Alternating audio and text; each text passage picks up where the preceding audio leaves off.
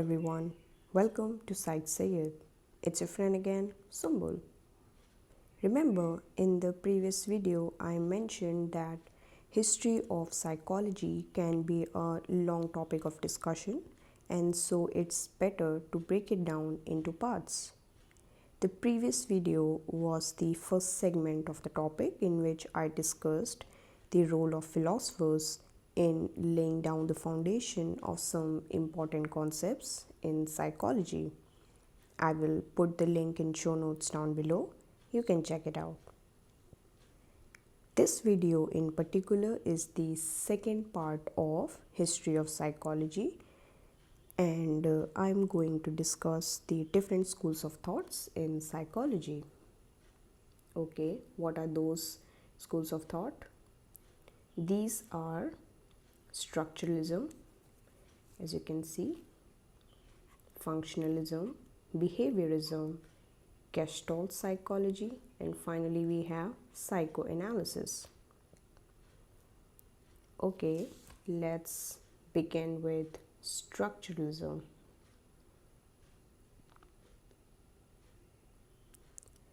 Structuralism is regarded as the first.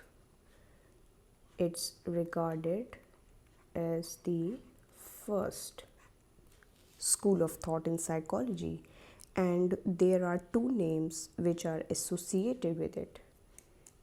Now, what are those names? First, we have Wilhelm Wundt, and then we have Edward Titchener.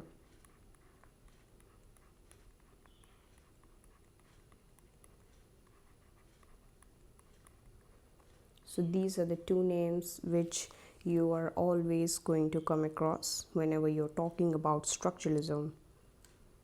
Wilhelm Wundt was the first person.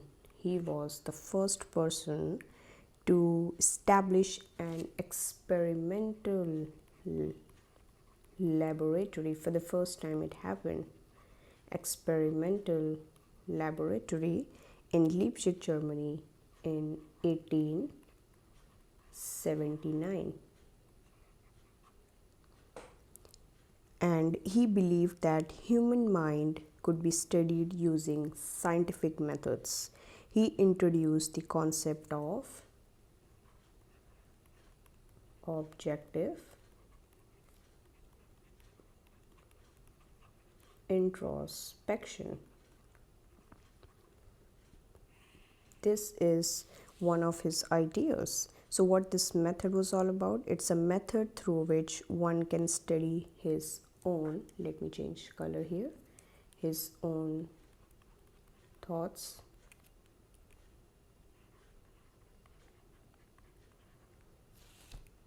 and also sensations.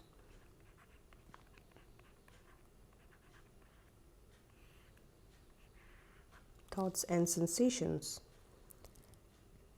Wundt's methods were a great attempt to bring some objectivity, as the name suggests, objective introspection. So, objectivity to human's mind, mental processes. Now, his student Edward Titchener, he actually carried forwarded the work of Wilhelm Wundt, and he's the one who introduced and gave this name structuralism. His viewpoint was that human mind and human consciousness could be studied by breaking it down into different structures, including emotions, thoughts, sensations. So what Edward Titchener believed was that the human mind, or you can say human consciousness, it could be broken down into emotions, thoughts,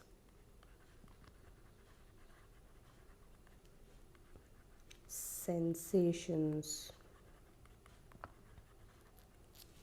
So this is all about structuralism. Now we are going to come for functionalism. Okay, so functionalism as a school of thought, structuralism as a school of thought had its pitfalls. And so William James,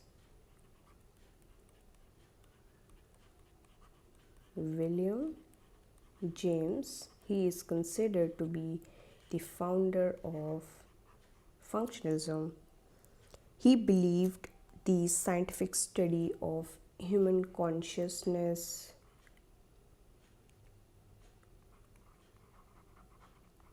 or you can say human mind, he actually believed that human consciousness or the study of human consciousness or human mind was not possible because it is always changing, it is ever changing.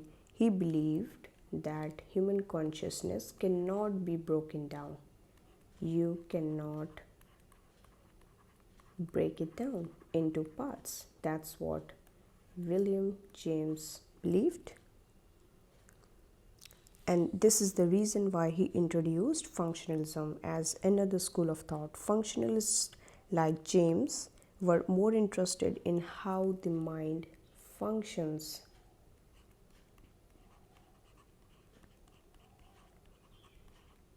They were more interested in how the mind functions and not what its structure is.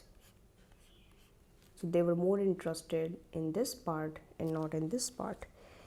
Like in very simple words, like how people go to work, how children play, how we drive a car, etc. They believed are much more important questions, and the purpose of psychology should be to focus on how the human brain facilitates such functions in the real world. Now we have another school of thought, that's Gestalt Psychology. Okay, so by the time functionalism was spreading, it was all spreading in the United States. In Germany,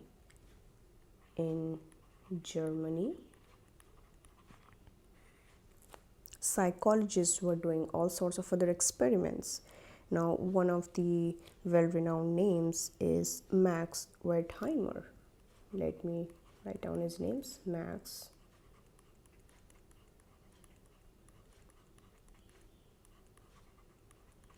Wertheimer. So he was a renowned psychologist. He also criticized structuralism, which we studied. He also criticized structuralism. So he didn't agree with this, but he criticized it for different reasons. His work and the work of other psychologists therefore led to another school of thought, which is Gestalt Psychology.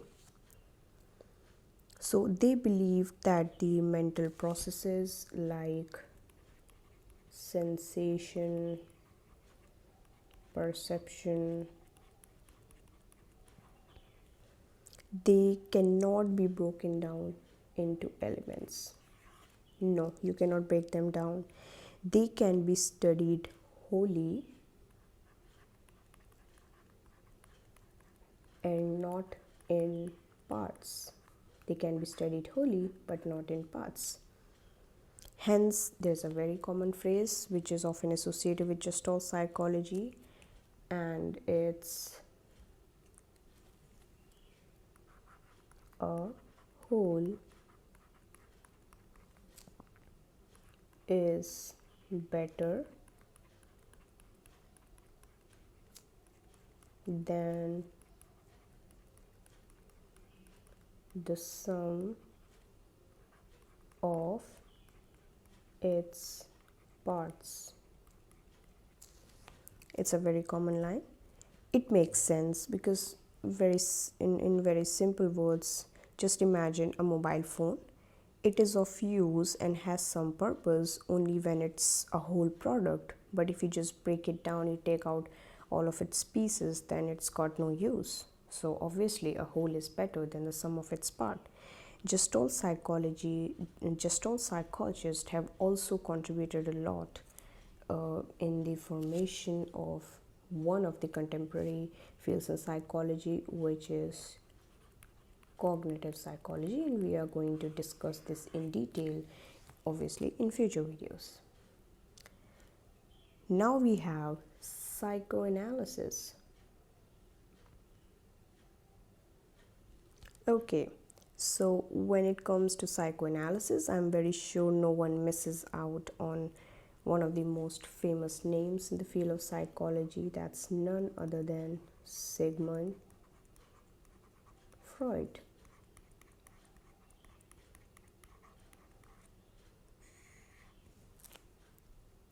Sigmund Freud is one of the most influential psychologists of all times, and he had made an enormous amount of contribution into the field of psychology. He put a lot of emphasis. On humans' unconscious mind,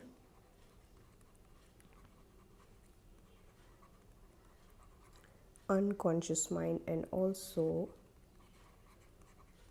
childhood experiences.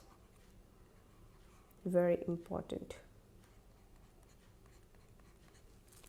And he is also famous for proposing id, ego, and super ego. Id, ego, and superego. Now it works on pleasure principle,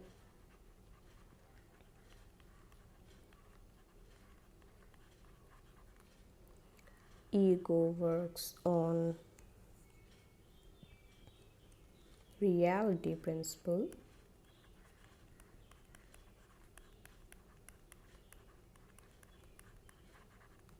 and last we have superego that works on conscience.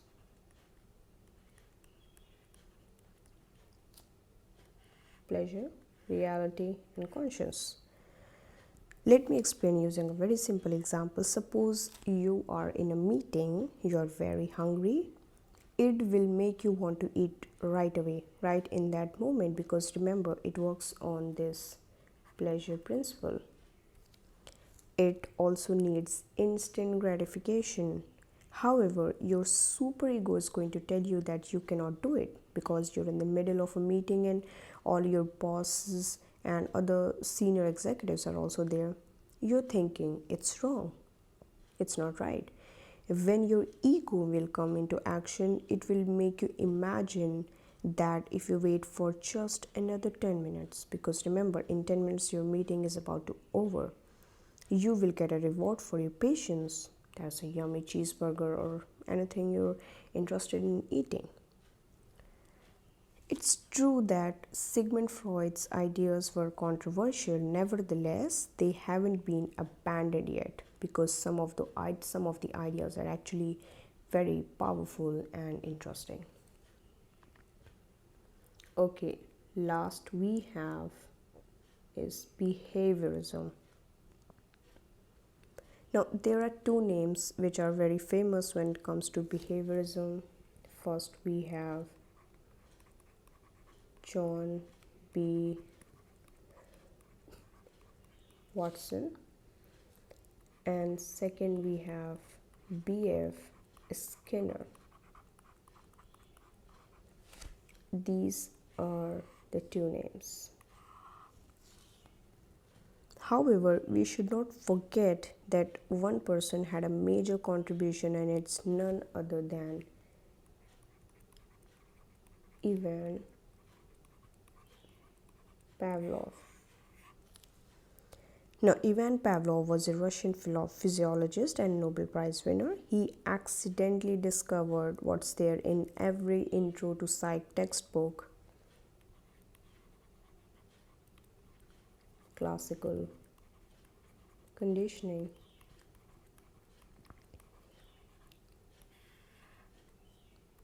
Ivan Pavlov was the one who came up with this, and it was just completely accidental, let me tell you that.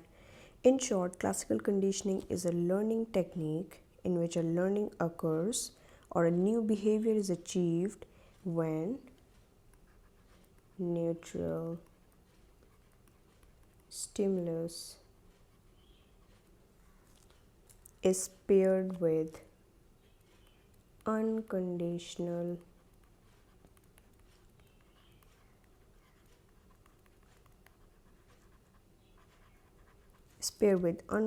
stimulus repeatedly, and that eventually results in a conditioned response.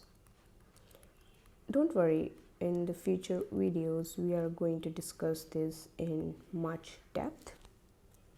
It's just the idea of introduction is just to give you some idea as to what classical conditioning is all about, who came up with this and everything.